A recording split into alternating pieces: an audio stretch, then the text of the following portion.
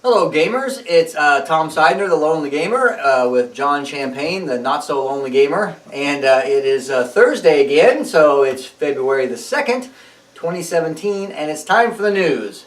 So the first thing we're going to talk about in the news is we're going to talk about Reiner Knizia's upcoming game that's been announced. It's called Axia, and it is a kind of a successor to Ingenious. I actually have Ingenious. I like the game. I have the travel version of Ingenious, and I would someday like to get the full, nice version. My version is kind of cardboardy. It's the pieces are not as nice, but the gameplay is the same from the travel version and the regular version. It's a good game where you're trying to match up symbols.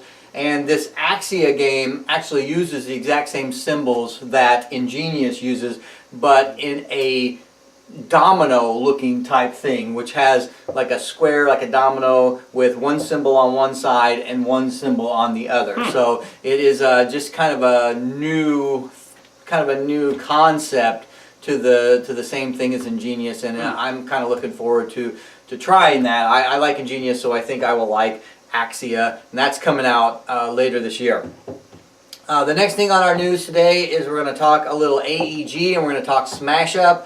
As you can see, I have a lot of Smashup. I have some right behind me here, and we do play Smashup quite often in my game group, and there's a lot of different factions you can get for a Smashup, but this year they're announcing some new factions, and they're also announcing a couple other things. The first thing they're announcing is that if you go to their website and you do their survey, they have a survey out now, they will actually send you a free faction. It's a sheep faction, and so the sheep follow your other figures around on the field. So if you're a Smashup fan and you want a free faction from Smashup, a sheep faction, then go there and fill out their survey. I did it this morning. It probably took me maybe a couple minutes to fill it out, answer their questions. They're pretty simple questions. And do you have to pay shipping or anything? Nope. No? Totally free. So you just do their survey. At the end, it'll ask you for your address and your email.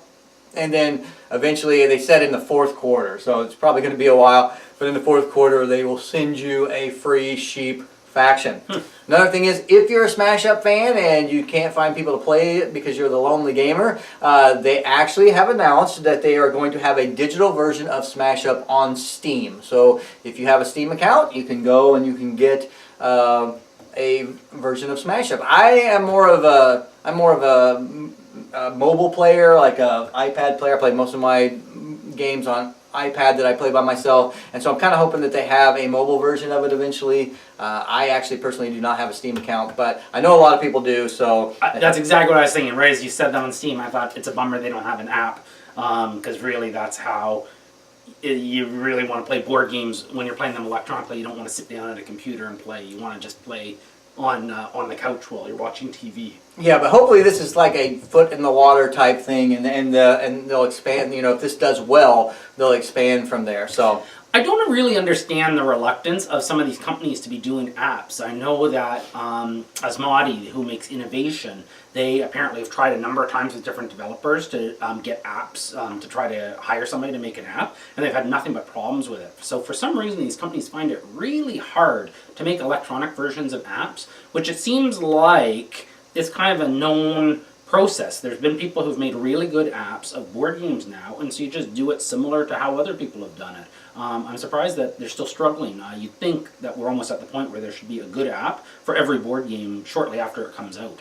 yeah, I think it's coming, because I know that a lot more games are out on apps and out on computer than there used to be. I mean, it used to be it was really hard to find a board game on. I think Monopoly was like the only game that I can remember that was on a computerized version, be it like Nintendo or the DS or something like that. But now it's becoming very common to find games. I find games all the time on the App Store that was like, oh, I didn't know that was an app, right? So so it's definitely become more common. But you're right. There have been kind of a hold off. I think a lot of companies were like, well, let's let somebody else do it and see how they did, and then we'll kind of go if it works out for them. But yeah, it seems like more and more are going digital, and that's good. Especially good for people who don't always have people to play games with, right? I'd love to play Clank as an app, and it blows my mind because they were originally a computer game company that they made that board game. So you'd think if anybody could quickly pull together a good app, it would be like a computer game company, but they haven't yet. Yep. Yeah. So let's do a little Kickstarter news here before we get to our weekly talk. And the first one we're going to talk about is a Kickstarter called Land of Zion. That's from a company that's pretty close to us here. It is called an ECG, an expandable card game. I'm not sure what the difference between a collectible card game, or I should say I'm not sure what the difference between a living card game and an expandable card game is, but they're calling it an ECG and not an LCG. The game really reminds me of Summoner Wars, because you have some heroes that you have on the mat. It does have a mat, and it does have like square sections of the mat, and you put your heroes on there and then you move them around the square sections of the mat, kind of like Summoner Wars. So it reminds me a lot of that. Your heroes have special abilities, and they pay for those special abilities with kind of a mana type thing. So there are cards that you draw every turn, and those cards are like different colors: red, blue for white for air, I think, and blue for water, and red for fire, and so on and so forth. And you spin those your cards every turn to actually fire off these special abilities for these different heroes that you have on the mat. Each person has the same amount of heroes, and then you're trying to use these heroes to outmaneuver and out-combat the other player. There are ranged heroes, there are melee heroes, there's some heroes that use spirit damage, pretty much magic, and there's heroes that use physical damage, and you use all these techniques to kind of move these guys around the board, use some tactics to kind of get in a good location, and then take out the other player. So the whole object of the game is to take out the other player's heroes with your heroes and have the last hero standing. It is a beautiful game. It's got really nice artwork. The board is really nice. It's a roll-out mat instead of a hard board. The artwork on the heroes are nice, and each one of the heroes has a kind of a card that comes with them that is their special ability. So you put a card on the mat that is the actual hero that moves around, and then you have a card for that hero in front of you which outlines their special abilities and the costs involved for paying for those abilities. So if you're a Summoner Wars fan, or even like a Mage Wars fan where you're moving things around on the board, cards around on the board, this may be a game that will interest you. It currently has 21 days to go. It's $49 to back the game. Currently the funding is at $15,000. It's $55,000 to fully fund, so it's got a ways to go, but it does have 21 days to go. So if that sounds like something interesting to you, go check it out. That is Land of Zion, the ECG. I don't follow a whole lot of Kickstarters, but I came across one called Tortuga 1667, which has the theme of that you're pirates and you're kind of collaborating to get some treasure, but then there's opportunities to backstab one another. So it kind of gave me a little bit of a Caverns and Cutthroats vibe, that you're cooperating with the opportunity to backstab. And it seemed kind of interesting. What really got me interested in this was that the developer did a Reddit AMA. So he went on to I believe it was actually in the entrepreneur subreddit, not the board game subreddit, and he talked about kind of the business behind being a board game designer. And so he's this young guy, and he made enough money to kind of like retire pretty young, and then he and his wife are trying to kind of build this board game studio and publish board games. And he got really specific in a lot of the questions. He was talking about what he paid for artwork, and he talked about going through Panda in China to get kind of his board game made in China. He talked about a lot of the nitty-gritties of being a board game designer. We'll provide the link to the Reddit AMA as well, and you can go and kind of have a look at what the questions were asked and what his answers were. It's fully funded, and so he was looking for a funding level of $10,000, and he's approaching $200,000 now, so it's funded many, many times over. And at the lowest level, you can get a copy of the game for $23. That's an actual game. There's a lower tier option for print and play. And so I haven't personally backed it yet, but I found his Reddit AMA really interesting, and I thought the game looked kind of intriguing. Yep, and we will put a link to that in the Kickstarter as well in the show notes so you can get to that Kickstarter. I have a question about this, and I just want to get your opinion on this because we talked about print and play last week. Would you fund something just for the print and play? I don't take print and plays when they're free, so I can't see myself paying money for them. I'm just not interested in a crafty afternoon making the board game for myself. It's a little bit too much IKEA for me, so I can't imagine ever funding something just for the print and play. Yeah, I kind of feel the same way. I mean, I see a lot of funding levels for print and play on some of these games, and I personally wouldn't fund a print and play. I mean, if I really wanted to print and play it, I would just wait till they started releasing it to the people who did fund it and just get a copy, you know. But I would fund the game, and you know, I think it's probably a better thing to just say either give us some money to help us with the thing, or fund the game. And then just whoever funds the game just put out a print and play. But that's just my opinion, and I don't. But I'm sure there are people that probably do just fund the print and play. But I would just as soon just give them money than just fund the print and play. That would be the only context is if I had a friend who was doing a Kickstarter and had no interest in the game, but I wanted to be able to say, hey, I backed your project, then I might go print and play, just so I could honestly say that and you know, keep the cost down. Yeah. Okay, so that's it for the regular news today, and now we're going to talk about our topic for today, and that topic is going to be theme. And we're going to talk about how theme can change a game, how theme can help a game, hurt a game, or even make people want to buy a game, right? Sure, absolutely. One of the interesting things is John actually bought some games, so that's interesting in itself.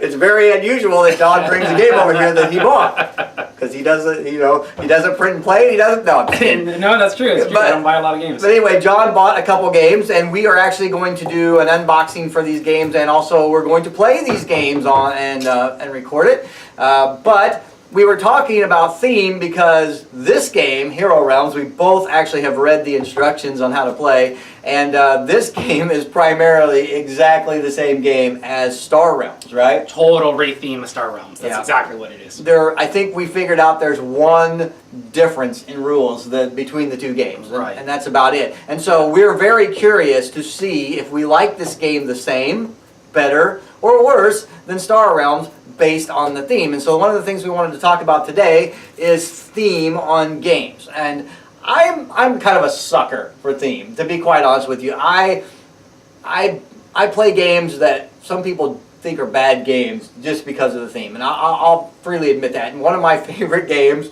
which some of the people who have commented have said that it's a horrible game, but my favorite games is DC deck building game, right? Because I love DC. I'm a DC fan, Aquaman fan. I'm a, you know, Superman, Batman, you know, Captain America, you know. Oh no, Captain America's Marvel, but no, I love DC. DC's my favorite. So anything that has DC on, I'm kind of a sucker for, you know, to purchase and buy. And it doesn't really make the game any better. I mean, they've put out so many games with that same Cerberus engine that's just, you know, the same game. Lord of the Rings and hockey and Street Fighter and stuff like that. But the one I play all the time is DC because I like the characters, I like the pictures on the cards, and I enjoy that. So it actually pushes me towards that game more than any of the other games because of the theme. And so I will admit that I have purchased games just for the theme. I'd love to say that I'm indifferent to the theme and it's all about the mechanic and that I don't care, and I absolutely can't say that. So I played Star Realms, I really liked it, I got Cthulhu Realms, it was a re-theme totally. There were some minor changes, but it was very, very, very, very similar, and I was delighted with Cthulhu Realms. I found that kind of like going from the sci-fi theme to the Cthulhu theme, and then a few tweaks to the rules, just refreshened it, and it took a game that I really liked, and I think it made it even a little bit better. I don't like Cthulhu Realms in person, but I find the Cthulhu Realms app better than the Star Realms app. And so if I'm sitting kind of playing through a game, 9 times out of 10 I'll be playing Cthulhu Realms, not Star Realms. But I just yesterday saw an interesting discussion. I think it was on a Facebook board game group, and this person was saying that they've stopped introducing people to board gaming with gateway games, and they've been doing it a lot more with Star Wars Rebellion. And he talks about games they've played, and he's like, yeah, we had a game where Luke Skywalker got turned to the dark side, and we had this other game where Tatooine got destroyed, and it got non-board gamers interested just hearing about things like that, how the game played out, to the point that they played a 3 or 4 hour game that normally Rebellion's way heavier than you'd introduce somebody the first time for a board game. And this guy said that he's done it 3 or 4 times now, and each person has loved the game. They've been interested in playing more board games afterwards, and that served as a really good introduction to the hobby for them, even though Rebellion's pretty heavy. I do think that theme can have a negative effect as well. I have a really good example of theme kind of putting somebody off on a game. Over the Christmas holiday, my nieces were here and they wanted to play a game, and for Christmas I got Tesla versus Edison. And I had said to my wife, I'm going to play Tesla versus Edison with the twins, and they're twin girls. And my wife was just like, don't play that game with them. They're going to hate that game. And it was, my wife doesn't even know what the game's about, right? Sure, she only knows the theme. She knows the picture on the cover. And I actually did, against my wife's advice, which I usually don't do things against my wife's advice. That's dangerous right there. But I actually, against my wife's advice, I did play Tesla versus Edison with the twins, and they loved the game. And they loved the game because of the game mechanics, and they were able to overlook the theme. But I think my wife is right. My wife would not want to play that game just from looking at the cover of the box and seeing the theme, because it's definitely not something that she is interested in, right? Right. It makes her think that the game is going to be about, high technology things, which she is not interested in. So I think you got to kind of be careful with a theme. Sometimes theme can actually give people a false impression of what the game is about. I know theme, like Scythe is a good example. When people sit down to play Scythe, they think it's a risk type battle game, and it is definitely, it is so far from that. That is totally not what the game is. The game is more about resource management and trying to complete these different tasks, which are totally different from one another.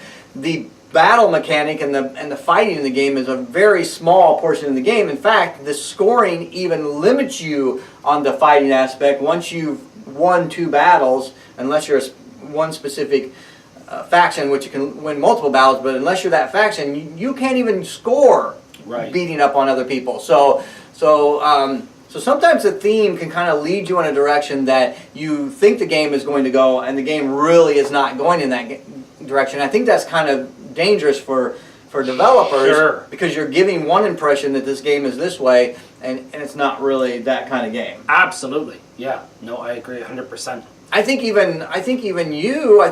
were talking one day about, I think it was Elder Sign. And you had an impression of what the game was like, and when we talked about it, I had said, no, this is how the game actually plays. And I think you were kind of surprised, right? Was that with the LCG or? That was it was the Arkham Horror LCG. Horror That's LCG. what it was. Yeah, it was Arkham Horror LCG. That, not the Elder Sign, but that one. And you said it was similar to Elder Signs, which made me more interested.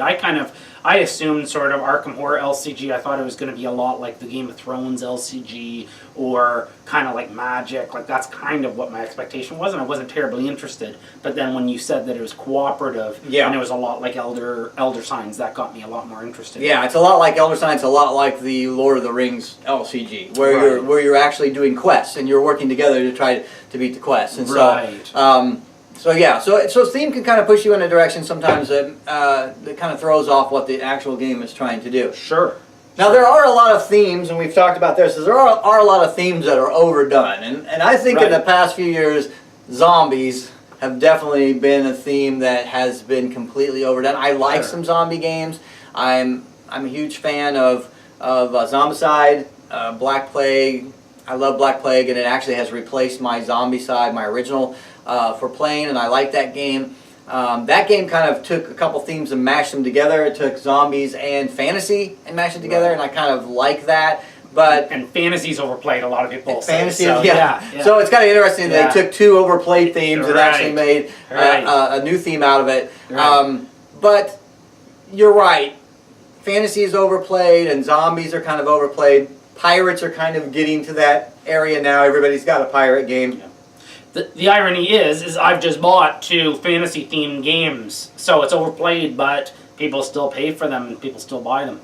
I think designers and developers have a little bit of a pushback on a fantasy theme. I know that one time I was looking into designing a game, and so I did some research, and I went to, actually, I think it was Z-Man Games.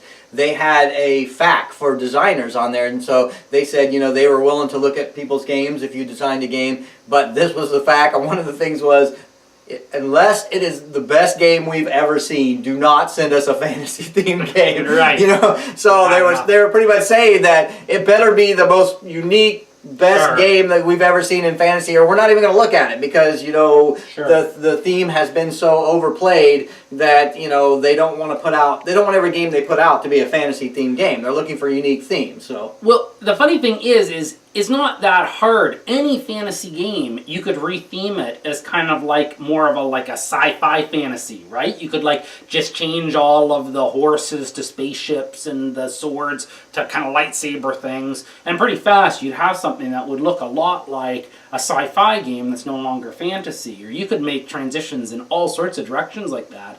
I think the designer of Firefly Shiny Dice even admits that he had the game already developed with a different theme or kind of without a theme, just the mechanics, and then he just kind of put the Firefly theme onto it when that's what the publisher wanted from him. And so to me, it's really bizarre that they'd even say we won't look at fantasy games. I'd almost in their shoes say, if you send us a fantasy game, we're probably going to retheme it before we publish it. Because the game could still be good or bad, even with that as the initial theme. yeah. Now, I will say that theme cannot always save a game. I mean, I will be honest with you, my favorite movie of all time is The Crow. I love The Crow. The original Crow, not all the ones that came after the original that were just absolutely horrible. But the original Crow is one of my favorite movies. And this year at Gen Con, there was a Crow game. I was very excited to see it. Yeah. But even the theme could not bring me to buy it, because the people that I talked to who played it there said that it wasn't a good game.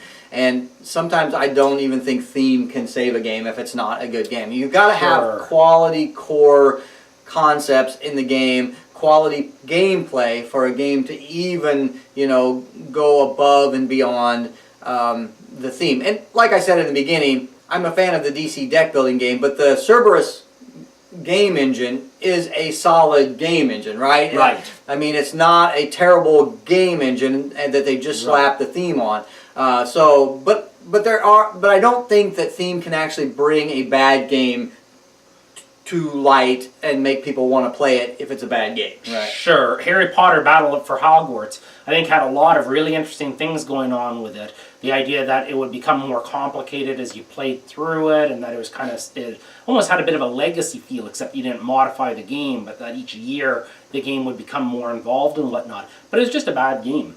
And so I think the only reason why people are buying it, the only reason why people are playing it, is because they like Harry Potter. I think that's getting all the attention it's getting just based on its theme, and it would have been a lot better if it had been a game that could stand on its own and then was enhanced by the theme, rather than just selling based on the theme alone. Now, there are some game companies out there, Gale Force 9 is one of the best, that can actually take a theme or intellectual property and actually turn that into a game that really gives you the feel of the theme or intellectual property. One of the ones that really comes to mind for me is Spartacus. Spartacus is a very unique game. It has a lot of concepts that I haven't seen in other games. And when you play Spartacus, it really gives you the feeling of the show that it's based on.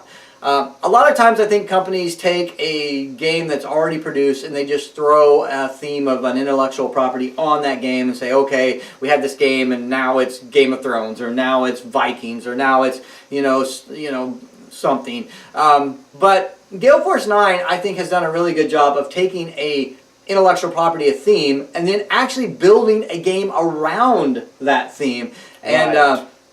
I was a huge fan of the Spartacus series. I've seen them all. I love the show. And when I play Spartacus the game, I feel like the owner of a Ludus who is really trying to screw over the other Ludus people without, Right. without being so blatant that you're like, I'm gonna screw you over. But Right. you're playing cards and stuff to try to negotiate and work your way in and you have to make alliances with people, but you always want to make alliances where you are the one who comes out the best, Right. and so on and so forth. And the battle system that they employed in that game, where the gladiators fight, I thought was unique, and I think they really did a good job. And they actually kind of, instead of letting the theme be pasted on the game, they actually allowed the theme to kind of move the game in certain directions that I think it needed to go. And so That's really ideal, but I imagine that's incredibly hard to do. You'd need a really talented designer to really emphasize things that are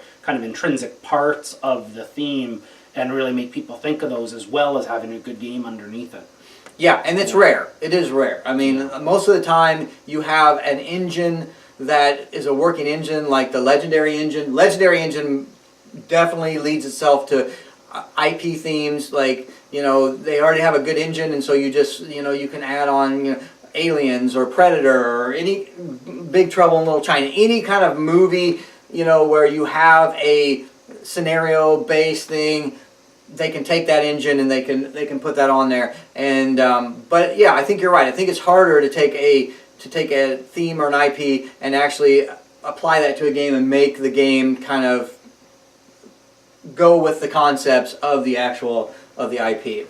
There's Trump, the board game, and it was from years and years and years ago, like it's like 10 years old or something like that, and long before he was running for president, and it just recently came up. Some people at like a magazine replayed it and whatnot, and by all accounts, it's an unplayable board game. It's just totally terrible, but it was never intended to be a good game. It was intended to be sold to people who liked Trump the celebrity and wanted to own Trump the board game. And so that's kind of on the far end of it, where the theme is everything, and they haven't even tried to make a good board game behind it because the board game doesn't matter. Nobody's buying it for that. Yeah, Yeah. I agree. I mean, there are some intellectual properties that are so popular that people will buy them just to say they have that game, and they may never play it.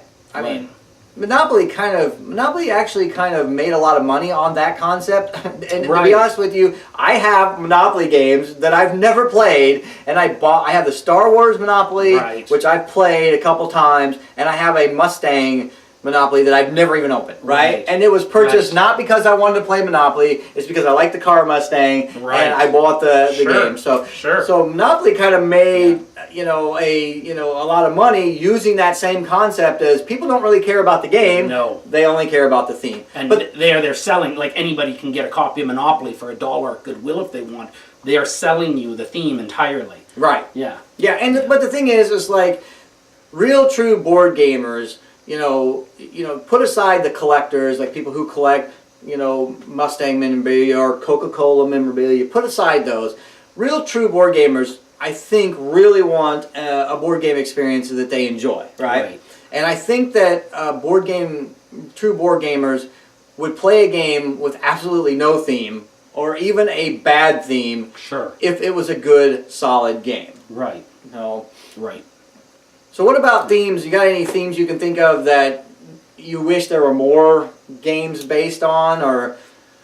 I sometimes like the just wacky themes. Like I remember at Gen Con a couple of years ago, a thing came out, and it's funny because I had no interest in playing it, but it was a deck builder game about building decks. And I kind of like when when there's a theme that's just like out of the blue, and you just think, why did they think that was a game that would be interesting? I've kind of thought about doing a game where the theme is that you're your professors at a university competing for tenure and to get promotions, and so it'd be like the currency would be like academic papers and citations and things like that. And I've thought before that kind of like a library theme might be an interesting game. And I kind of like these things that are just kind of like, they kind of make you think like, well, why did they think people would be interested in that? And then sometimes there's really interesting things that come out of weird themes like that. Yeah, for me, most of my themes come from intellectual properties that I like. So one thing I would like to see is a Buffy the Vampire Slayer game. I got really excited because... Yeah, there's one coming that people say is looking pretty good. Well, the thing is, I got really excited about a month ago because somebody had made up a fake game. Oh. It was Legendary, you know, the Legendary system, Legendary Buffy. And I was so excited. I was like, oh, Legendary's bringing out a Buffy. And then I found out it was a hoax. And I was very disappointed because I was so excited that they were going to make a Buffy. That would be a great Legendary game. It would. I could imagine that exactly, and you'd have each of the big characters. And just like you have the characters and you'd be buying equipment and you'd be fighting monsters, that would 100% work as a Legendary game. Yes, so Legendary, makers of Legendary. Who makes Legendary? They used to make baseball Upper cards. Deck? Upper Deck, yeah. Upper Deck. Upper Deck, please do Buffy the Vampire Slayer Legendary so that I can be happy till the end of time. So, okay, well, I think we've talked a lot about theme. If you guys have any comments on theme or game themes that you think they should do more of, or themes that you think are overplayed, feel free to put them in the comments. We'd love to hear from you guys. We hope you play a lot of theme-based games, and we hope that there's themes that you enjoy in your games, even above and beyond a good game. And until we talk to you again, happy gaming.